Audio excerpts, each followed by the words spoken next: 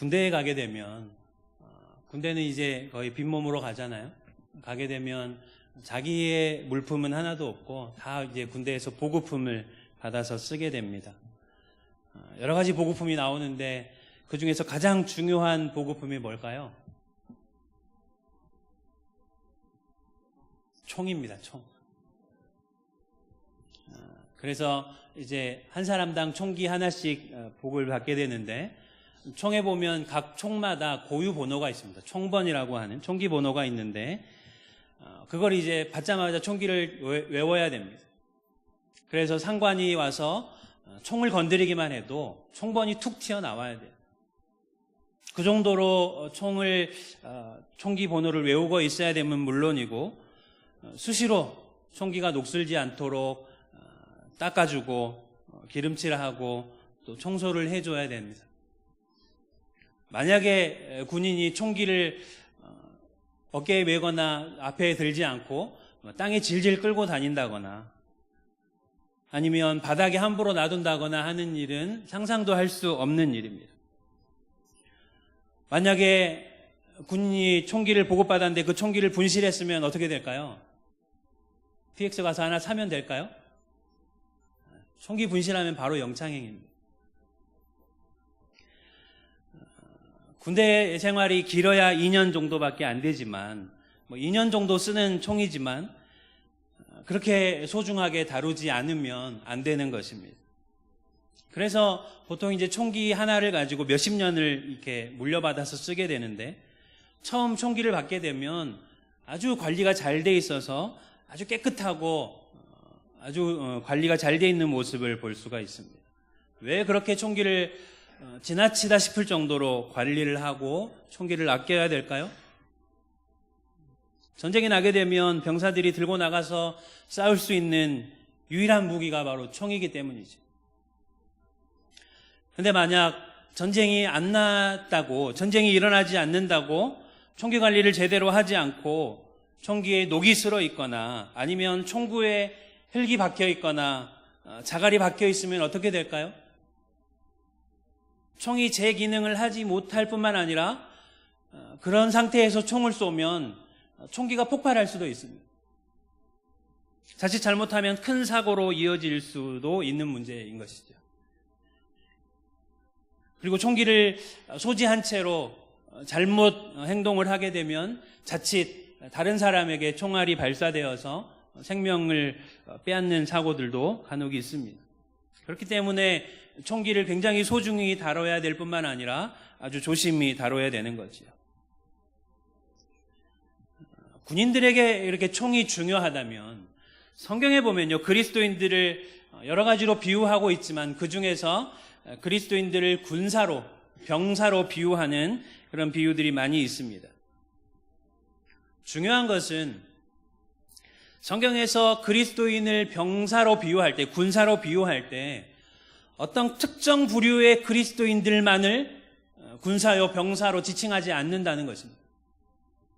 다시 말하면 내가 그리스도인이라고 생각하고 있다면 우리 모두는 그리스도의 군사인 것과 마찬가지입니다. 내가 그리스도인이라면 누구나 예외 없이 그리스도의 군사로 부름받았다는 사실을 기억해야 하는 것입니다. 여러분 그리스도인이십니까? 그렇다고 한다면 여러분들은 누구나 그리스도의 군사로 부름받았습니다. 성경에 다른 좋은 표현들도 많지요. 그리스도의 제자, 그리스도의 양, 여러 가지 좋은 표현들도 많지만 왜 성경은 굳이 그리스도인을 군사라고 이야기하고 있을까요? 그리스도인을 특별히 군사라고 부르는 이유는 우리에게 분명한 싸움의 대상이 있기 때문입니다. 그리스도인들은 분명한 전쟁의 대상이 있는 것이죠. 그리스도인들의 전쟁의 대상, 싸움의 대상이 누구일까요? 바로 사탄입니다. 그렇다고 한다면 우리가 사탄을 대적할 그리스도의 군사로 부름받았다고 한다면 우리에게 유일한 무기는 무엇이어야 할까요?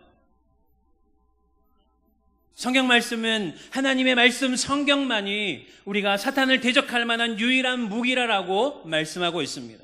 우리가 잘 아는 것처럼 에베소서 6장에 보면 하나님의 전신갑주의 비유가 나오는데 여러 가지 무기들이 나오지요. 그러나 그 다른 모든 무기들은 사실 방어용 무기입니다.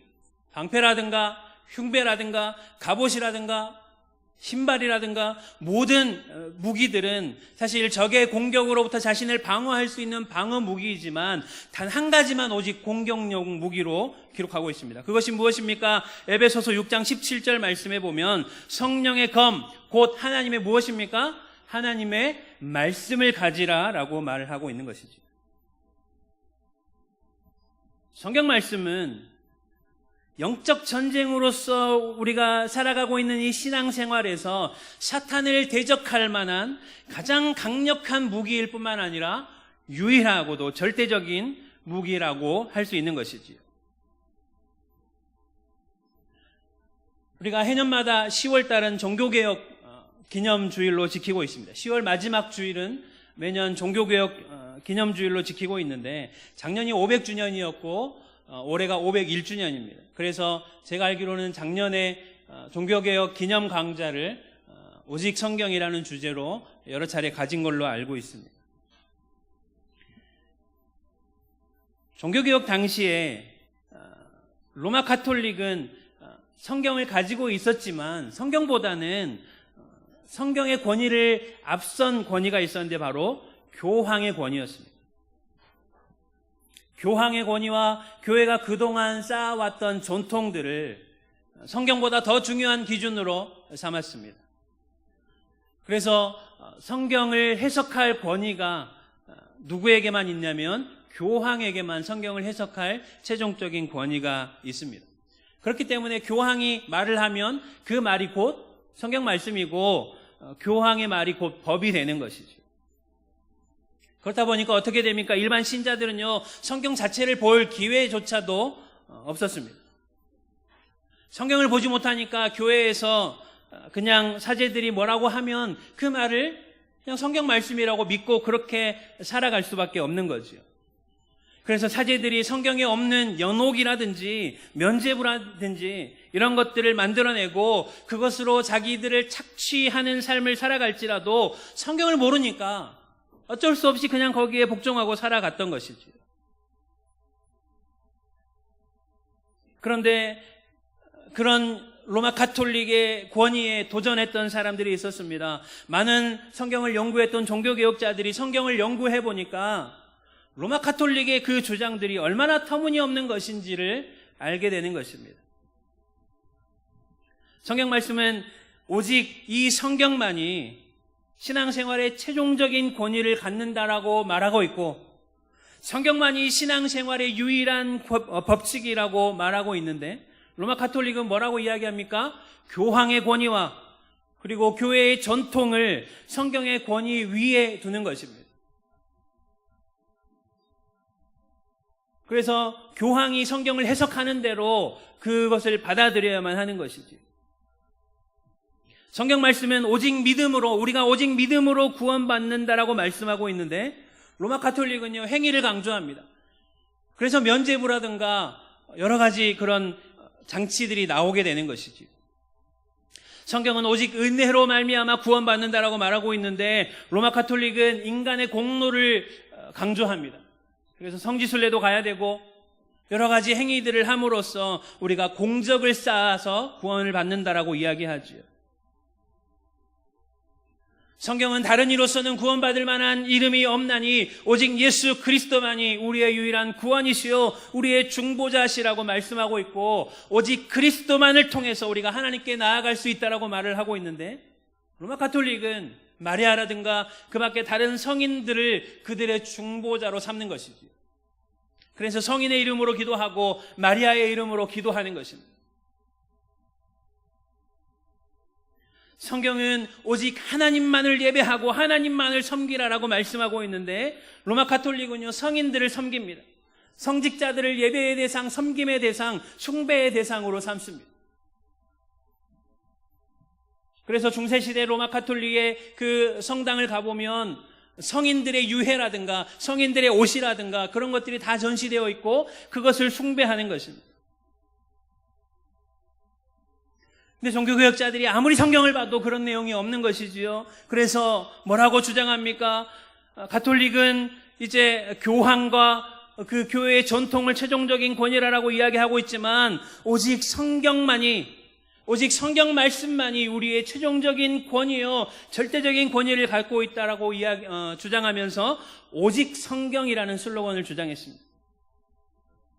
그리고 가톨릭의 주장처럼 우리가 행위를 통해서 우리의 공로로 구원받는 것이 아니라 오직 우리가 예수 그리스도를 믿음으로 말미암아서, 그리고 오직 하나님의 은혜로 말미암아서 구원받는다라고 하여서 오직 믿음과 오직 은혜의 슬로건을 주장했습니다. 그리고 성경은 다른 이로서는 구원받을 만한 이름을 우리에게 주신 적이 없고 오직 예수 그리스도를 통해서 우리가 구원에 이를 수 있다라고 성경에 기록이 되어 있기 때문에 다른 중보자나 마리아나 성인들을 통해서가 아니라 오직 그리스도를 통해서 구원받는다라고 성경을 통해서 주장하고 있습니다.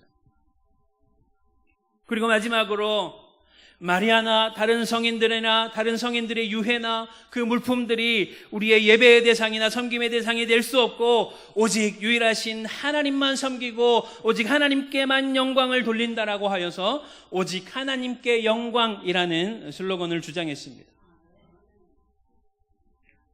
그래서 누가 이것을 5개로 묶어서 five solas라고 주장했는지 모르겠지만 이 5개가 초기 종교개혁의 아주 중요한 슬로건이 되었고 개혁주의의 신앙의 기초가 되었습니다. 5개가 무엇입니까? 첫 번째는 오직 성경, 두 번째는 오직 믿음, 세 번째는 오직 은혜, 네 번째는 오직 그리스도, 다섯 번째는 오직 하나님께 영광이라는 5가지 슬로건이 종교개혁의 중요한 슬로건이 되었고 그리고 개혁주의 신앙의 기초가 되었다는 것입니다. 그리고 이 모든 원리들을 도출해낸 가장 중요한 기본 원리가 무엇이냐면 오직 성경 말씀을 통해서 이것들을 도출해내었다는 것이죠. 종교개혁자들은요, 다른 것으로 자신의 종교개혁의 무기를 삼지 않았습니다. 오직 하나님의 말씀만을 가지고 그것을 통해서 종교의 개혁들을 이루어냈고 중요한 교리들을 도출해냈고 오직 성경만이 그들의 삶의 기준이었다는 것입니다. 중세시대 때만 해도 성경은 오직 라틴어로만 되어 있었습니다. 독일어를 쓰는 사람이든 프랑스어를 쓰는 사람이든 다른 영어를 쓰는 사람이든 예외 없이 라틴어로 된 성경만을 보고 공부해야 됐습니다. 그것도 일반 신자들은 그런 성경에 접근조차 할 수 없고 오직 사제들만이 그 성경에 접근할 수 있는 거죠. 그렇다고 해서 사제들이 그 라틴어로 된 성경을 제대로 알았느냐? 그렇지도 않습니다. 뿐만 아니라 지금 우리처럼 한 사람 한 사람이 개인 소유의 성경을 갖는다는 것은 꿈도 못 꿀 그런 시대였습니다. 그래서 종교개혁자들이 종교개혁을 일으키면서 가장 중요하게 생각했던 그리고 가장 중요하게 이루어냈던 작업 중에 하나가 무엇이냐면 바로 성경을 자국어로 자기 언어로 된 그 성경으로 번역해내는 것이었습니다.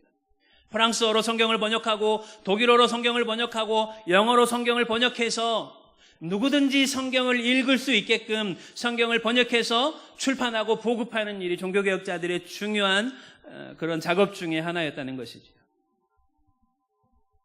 그러나 그것은 결코 쉬운 일이 아니었습니다.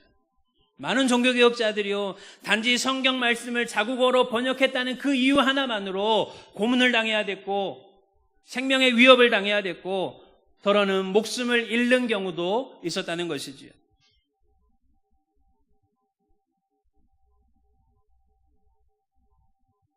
이런 수많은 사람들의 희생과 헌신이 있었기 때문에 오늘날 우리도 우리말로 된 성경을 가지고 신앙생활을 하게 할 수 있게 된 것입니다. 종교개혁자들은요, 모든 사람들의 손에 자국어로 된 성경을 들려주기 위해서 목숨을 바치고 생명을 바치고 자신의 삶을 바쳐서 사람들의 손에 성경을 들려주었건만 오늘 종교개혁이 이제 500주년을 맞이하는 이 시점에서 우리는 그 성경을 어떻게 대하고 있습니까? 안타깝게도 오늘날 우리는요, 우리 손에 성경을 쥐고 있음에도 불구하고 성경을 읽지 않습니다.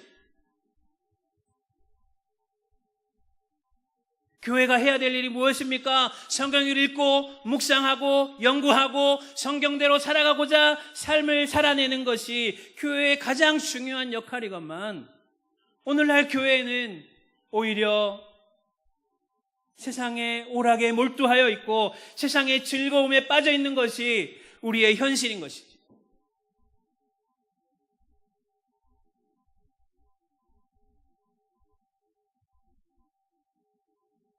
우리가 사도신경의 성도의 교제라고 말할 때 그 교제는 무엇을 이야기하는 것입니까?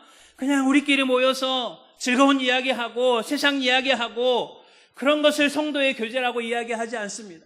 성도의 교제란 무엇입니까? 예수 그리스도의 그 은혜에 감격해서 하나님의 말씀을 붙들고 그 말씀을 듣고 묵상하고 그 말씀을 삶으로 살아낸 그 삶의 흔적들을 가지고 나누는 것이 바로 성도의 교제인 것입니다. 그러나 오늘날 많은 교회들이 그런 성도의 교제는 사라지고 오히려 친교 모임만 많이 늘어나고 있는 것이 오늘날 한국교회의 현실인 것입니다.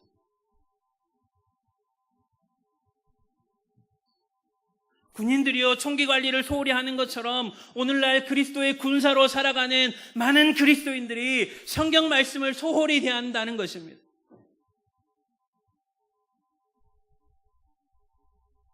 마틴 루터는 종교개혁을 일으키면서 만인 제사장주의를 주장했습니다. 로마 가톨릭 때까지만 해도 사제가 존재했고 그 사제가 이제 하나님과 신자들의 중보자가 된다는 그런 원리였죠. 그러나 그것은 성경의 원리에 맞지 않습니다. 왜 그렇습니까? 예수 그리스도께서 십자가의 죽으심으로 말미암아 성전의 휘장이 찢어지고 모든 사람이 담대하게 하나님 앞에 나아갈 수 있는 길이 열렸다는 것이지요. 그렇기 때문에 모든 사람이, 모든 신자가 이제 만인 제사장이라는 것이죠. 그리스도인들에게 하나님께서 예수 그리스도의 은혜로 말미암아서 우리에게 자유를 주셨건만 오히려 우리는 그 자유를 방종으로 바꾸어 버려서 그냥 우리가 즐거운 대로만 신앙생활하고 있지 않은지 돌아볼 필요가 있다는 것입니다. 여러분, 말씀 생활을 어떻게 하고 계십니까? 오늘날 한국교회의 그 말씀 생활의 기준은요, 사실 많이 하향평준화되어 있습니다. 그냥 일주일에 교회에 한번 와서 설교 듣는 것이 말씀 생활의 전부인 경우가 너무나도 많다는 것이죠. 그 결과로 우리의 신앙은 너무나도 가벼운 것이 되어버렸고 너무나도 얕은 신앙이 되어버렸습니다.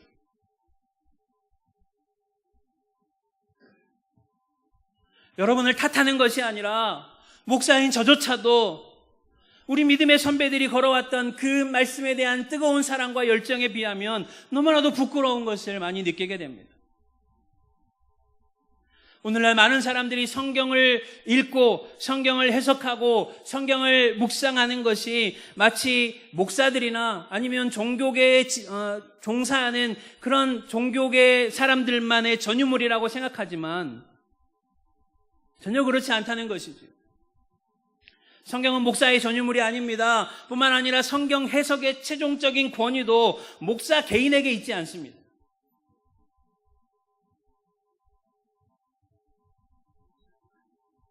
더러 우리가 뉴스를 통해서 어떤 교회 목사님이 11조 하지 않으면 암 걸린다, 헌금 많이 하면 복 받고 헌금 많이 하면 하나님께서 축복 주신다라는 것을 마치 성경 말씀인 양 선포하고 그것을 아멘으로 받는 경우가 많이 있지만 그것은 전혀 성경적인 해석이 아닐 뿐만 아니라 잘못된 신앙으로 우리를 인도하고 있다는 거죠.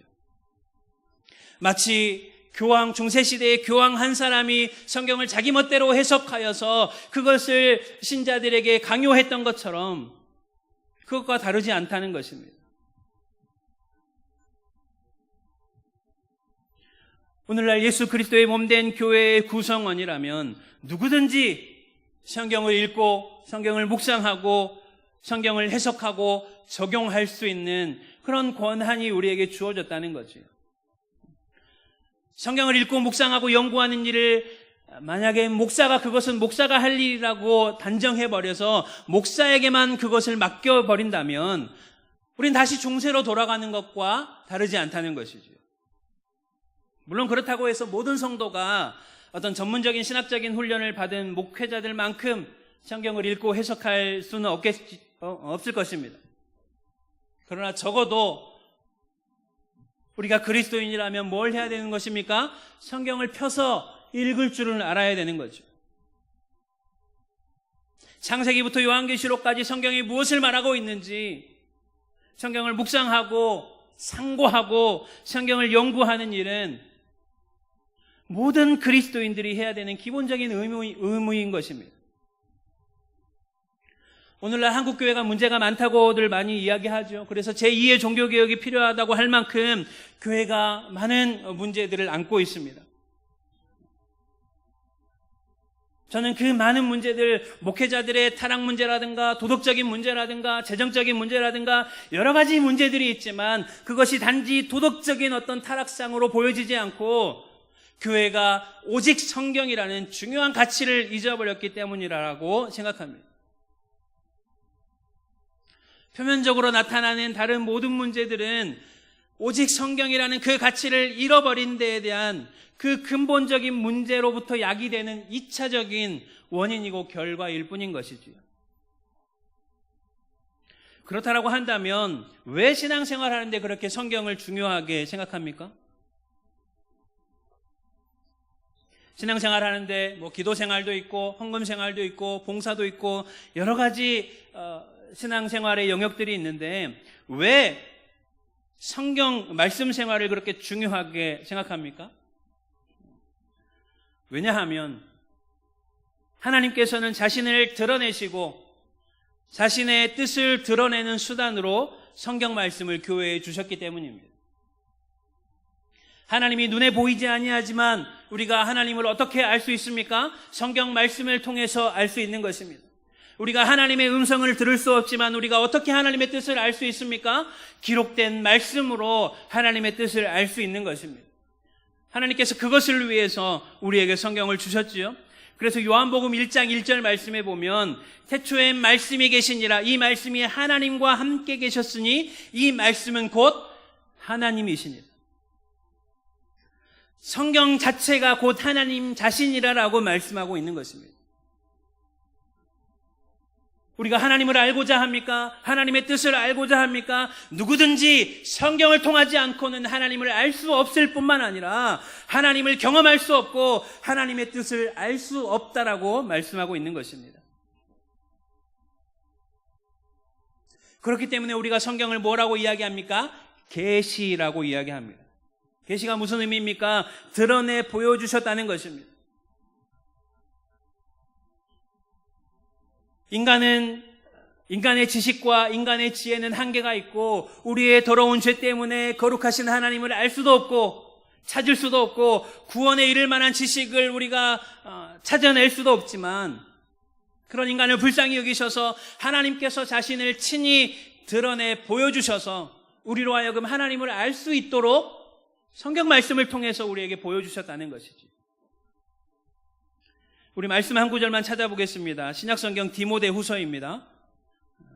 디모데후서 3장 15절부터 17절 말씀 찾으실 수 있는 분은 한번 찾아봤으면 좋겠습니다.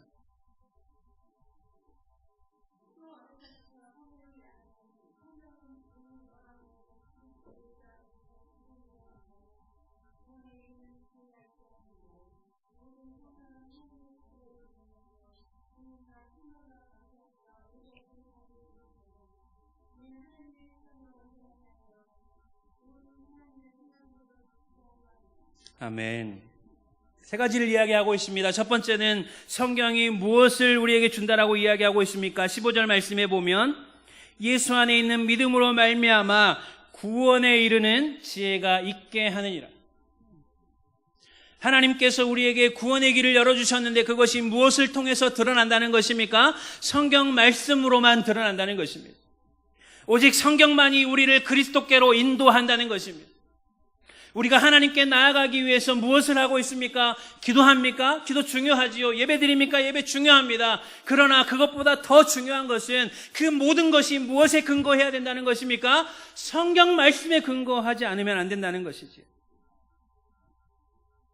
성경 말씀을 통해서 우리에게 구원에 이르는 지혜가 있게 한다고 말씀하고 있습니다.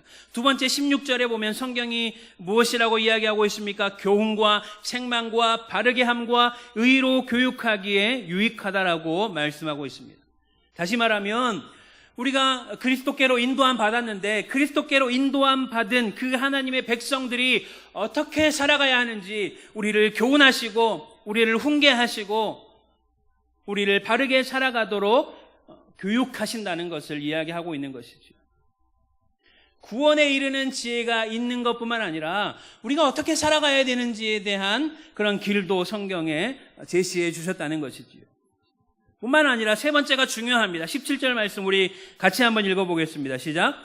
이는 하나님의 사람으로 온전하게 하며 모든 선한 일을 행할 능력을 갖추게 하려 함이라. 아멘. 우리가 하나님의 뜻대로 살고자 하는데요, 내 뜻대로 되던가요? 안 되지요. 매일 넘어지고 매일 쓰러지고 우리가 하나님의 뜻을 온전히 깨달아 알 수조차도 없는 것이 우리의 인간의 한계입니다. 그러나 하나님의 말씀은 어떻게 한다라고 말하고 있습니까? 하나님의 사람으로 온전하게 하며 모든 선한 일을 행할 능력을 갖추게 함이라. 아멘. 내 뜻대로 되지 않는데 성경 말씀을 통해서 하나님께서 무엇을 주신다는 것이에요? 지혜를 주실 뿐만 아니라 그것을 행할 능력까지도 우리에게 주신다는 것입니다. 왜 성경에 그런 능력이 있습니까? 16절에 보면 모든 성경은 하나님의 감동으로 된 것이기 때문에 하나님의 감동으로 기록된 것이기 때문에 어떤 인간의 글보다 힘이 있고 사람을 변화시키는 능력이 있다는 것입니다. 그래서 그래서 우리나라 초대교회의 역사를 보면요. 우리나라의 그 초대교회 역사를 보면 굉장히 독특합니다. 다른 나라들은 복음이 들어가기 위해서 선교사가 먼저 들어가서 그 선교사가 복음을 전하거나 설교를 하거나 교회를 세우는 일들이 그렇게 해서 이제 선교가 이루어지는데 우리나라는 특이하게 선교사가 들어오기 전에 무엇이 먼저 들어왔을까요? 성경이 먼저 들어왔어요.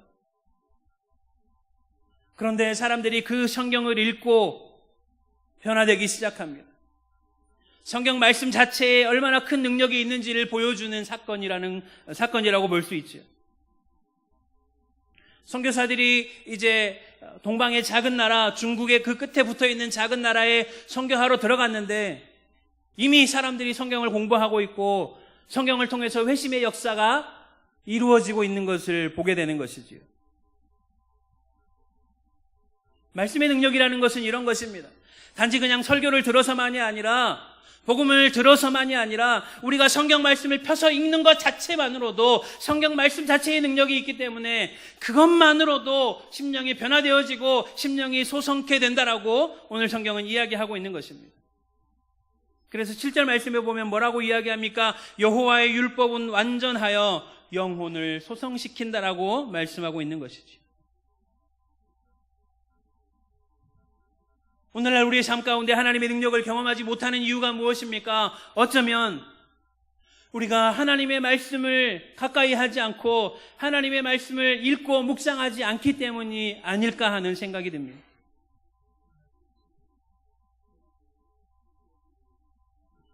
기독교 역사상 모든 신실한 하나님의 사람들은 한 사람도 예외 없이 성경의 사람이었습니다.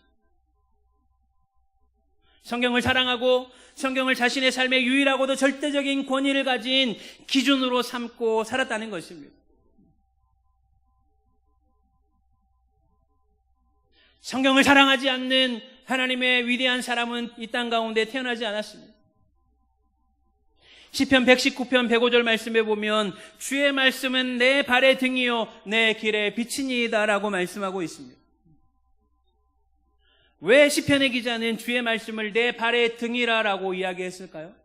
이왕이면 주의 말씀은 내 발의 태양이요 주의 말씀은 내 발의 후레쉬요 이렇게 말했으면 더 좋을 텐데 왜 주의 말씀은 내 발의 등이요라고 했을까요?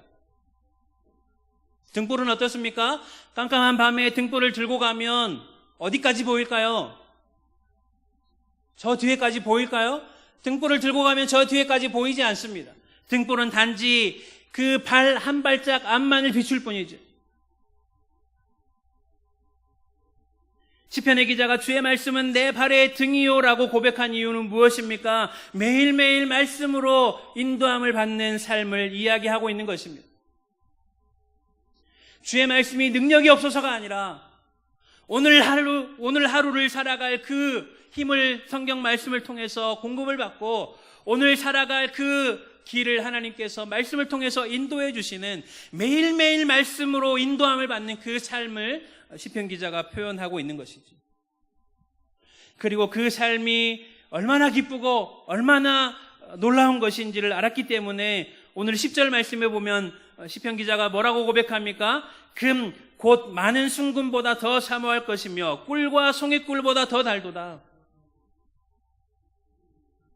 하나님의 말씀을 읽으면서 이런 느낌을 받아보신 적이 있습니까? 성경을 들고 다니면서 이것이 금보다 더 귀하고 송이꿀보다 더 달달하는 성경을 읽으면서 그런 마음이 들어본 적이 있습니까? 하나님을 사랑하노라 하고 성경을 사랑하지 않으면 거짓말입니다. 하나님을 아노라 하고 성경을 읽지 않으면 그것은 거짓말입니다.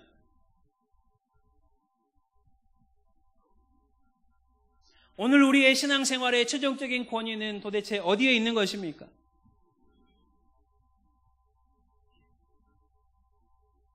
복음서에 보면 예수님께서 이 성경의 절대적이고 최종적인 권위에 대해서 몸소 보여주신 사건이 있습니다. 예수님께서 시험을 받으신 사건이 있죠.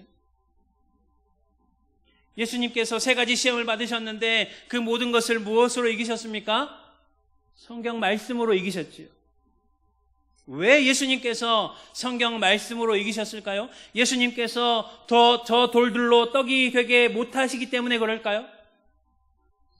예수님께서는 얼마든지 사탄의 요구에 응할 수 있는 능력과 힘과 권위를 가지고 계심에도 불구하고 오직 성경 말씀에 의지하여 그 모든 시험을 이기셨다는 것이죠. 예수님께서 성경 말씀을 의지하여 시험을 이기셨다는 것은 오늘날 우리의 신자들의 삶 가운데도 큰 시사점을 줍니다. 우리의 삶 가운데도 때로는 어려울 때가 있고 때로는 고난의 때가 있고 시험의 때가 있을 수 있지요. 우리는 그것을 무엇으로 이겨내고자 합니까?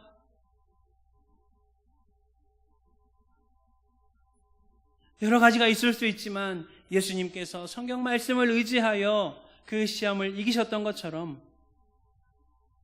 오늘 우리의 삶 가운데 고난을 허락하시고 이 어려움들을 허락하시는 하나님의 뜻이 무엇인지 성경 말씀을 통해서 우리가 찾아갈 수 있다는 것입니다. 하나님께서 우리를 사랑하신다는 사실이 분명하고 하나님께서 완전하시고 온전하시고 실수가 없으신 분이라는 것이 분명함에도 불구하고 왜 우리에게 하나님께서 그 고난을 허락하시고 왜 우리의 삶 가운데 어려움이 찾아오는 것일까? 이 시간을 허락하시는 하나님의 뜻이 무엇인지를 무엇을 통해서 알 수 있다는 것입니까? 성경 말씀을 통해서 알 수 있다는 것이죠. 그렇기 때문에 오늘 시편 기자가 이야기하고 있는 것처럼 하나님의 말씀, 이 성경 말씀은 우리의 신앙뿐만 아니라 다시 말하면 우리의 그 구원에 이르는 그 지식뿐만 아니라 우리에게 뭘 또 제공해 주는 것입니까? 우리의 삶 가운데 필요한 충분한 지혜와 지식을 우리에게 주는 것이 바로 성경이라고 할 수 있는 것이죠. 제가 너무나도 좋아하는 말 구절이 있습니다. 우리는 성경을 붙잡고 끊임없이 씨름해야 됩니다. 성경을 이해하고 성경을 해석하기 위해서 끊임없이 힘쓰고 애써야 합니다. 그러나 그것으로는 완전하지 않습니다. 우리의 지혜가 이 성경 말씀을 온전히 다 해석할 수 없기 때문입니다. 그러나 우리가 성경 말씀을 붙들 때 끊임없이 붙들고 끝까지 붙들게 될 때 기어코 무슨 경험을 하게 되냐면 내가 성경을 붙들었지만 마침내는 성경이 나를 붙드는 경험을 하게 되는 것입니다. 내가 성경을 해석하고자 했지만 마침내는 성경이 나를 해석하는 놀라운 은혜를 경험하게 되는 것입니다. 그것을 우리가 성령의 조명이라고 신학적인 용어로 표현하는데, 성령이 조명해 주셔서 말씀을 깨닫게 해주실 뿐만 아니라 또 한편으로는 그 말씀을 통해서 나를 비춰주셔서 나의 죄를 깨닫게 하시고 나의 연약함을 깨닫게 하시고 내가 하나님의 은혜 앞에 나아가지 않으면 살 수 없다는 것을 깨닫게 해주신다는 것을 의미하는 것입니다. 그러므로 우리가 가장 중요한 것은 무엇입니까? 신앙생활하면서 가장 중요한 것은 성경을 펼쳐서 읽는 것입니다. 가장 기본이면서 가장 중요한 것이죠. 우리가 오늘 성경을 읽지 못하는 이유가 무엇입니까? 많은 분들이 시간이 없어서라고 시간의 문제를 이야기할지도 모르겠지만 사실은 시간의 문제라기보다는 우선순위의 문제가 아닐까 생각해 봅니다. 그러므로 성경을 펴서 읽으시길 바랍니다. 그리고 성경을 읽을 때 어떻게 해야 합니까? 우리의 지혜로는 이 성경을 깨달을 수 없기 때문에 성령께서 지혜를 주셔서 이 성경 말씀, 내가 읽는 성경 말씀이 깨달아지게 기도하시고 그 말씀이 나를 해석할 수 있도록 기도해 주시고, 그래서 그 성경 말씀을 통해서 나의 삶이 변화되어지고 내가 이 말씀에 붙들린 사람이 되도록 기도해야 하는 것입니다. 뿐만 아니라 할 수 있다면 성경을 묵상하십시오. 성경을 연구할 수 있다면 성경을 연구하십시오.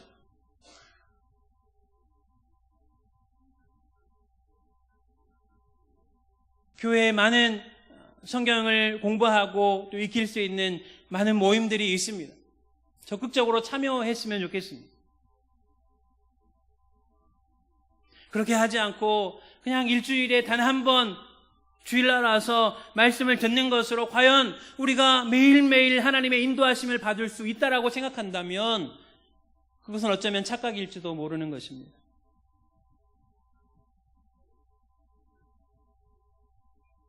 그리스도인으로서 하나님의 영광을 드러내기 위해서 우리가 이 세상 가운데 빛으로 소금으로 살아내는 것 중요합니다.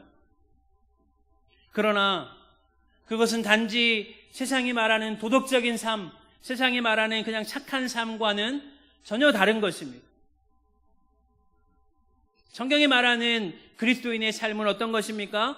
성경이 나를 변화시키고 성경이 나를 이끌어가고 성경을 붙들므로 말미암아서 그 말씀이 나를 붙들고 하나님의 백성으로 살아가게 하는 그 능력을 경험하는 삶이 바로 그리스도인의 삶이라는 것입니다.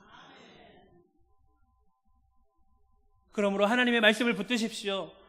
하나님의 말씀을 읽으십시오. 하나님의 말씀을 묵상하고 그 말씀이 나를 붙들도록 날마다 말씀을 상고하고 말씀을 연구하고 말씀대로 살아가고자 힘쓰고 애쓰고 우리의 삶 가운데 그 말씀을 살아낼 때 우리를 통해서 마침내 하나님께서 영광 받으시는 놀라운 은혜와 역사가 있기를 주의 이름으로 간절히 축복합니다.